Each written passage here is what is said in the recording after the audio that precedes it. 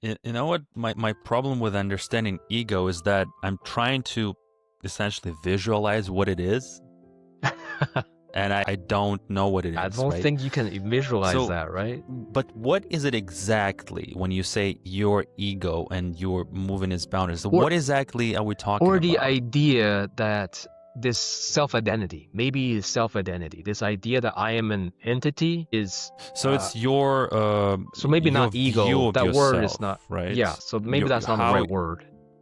it's kind of like a mental model, right? That you hold Yes. about what you are, what your role and abilities are in the world, what you deserve, I guess, right? What you were expecting from others in terms of how they treat you, what you're owed. So it's kind of like a mental model then. You could say ego Yes. is a worldview and a self view. Because see, kids, or at least even infants, they don't have the notion of I am part of everything, right? They don't have the Yeah, it's kind of like notion that everything like, is for them, right? yeah, The like world I'm is there different. for them. I'm a separate entity. Mm. Even without the brain capacity to understand what that is, they're naturally, instinctually are like, I am Right. separate from everything Yeah. else. I feel this, I feel cold, or I feel this, and I'm gonna cry about it because, hey, this is not good. I don't like this. I don't, So is that part of like, that's why kids are very, very curious. Like they want to learn everything about the world. But that means they already have an innate, as they were born, this sense of self-identity. Like I am this thing, I'm an entity, I'm different from all this stuff. I can recognize these things are not me, right? Or at least I think that's how.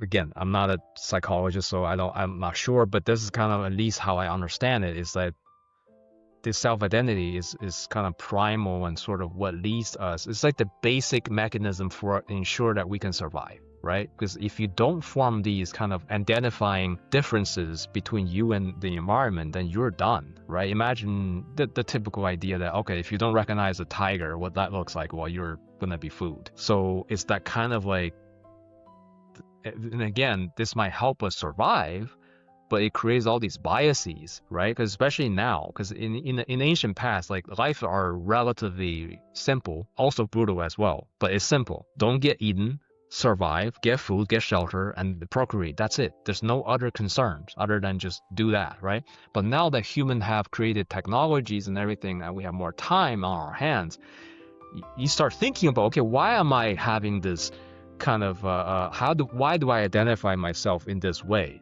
And Yeah, why the reality expanded so much that you essentially now have so que- much choice, right? You have and so many time. opportunities and time, yeah, and just to engage in, to explore, to understand, okay, how do I fit in into any of this? Do I want to participate into any of these realities, right?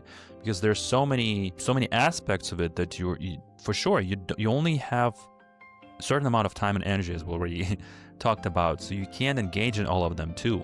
So it's also interesting to think about how what you pick and how you pick it, differs from person to person.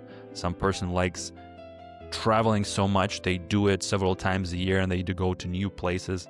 Yeah. And even just that, you can do your whole life and you'll never run out of places because the planet is so big that you won't be able to visit all the places. So how crazy is that? And that's just traveling. But then even within that, there's so much cultural exploration. There's so many languages you can learn, cultures you can try, people you can talk to, art you can experience. It's endless, right? But again, you can't experience all of it. So you're going to have to gravitate towards some things.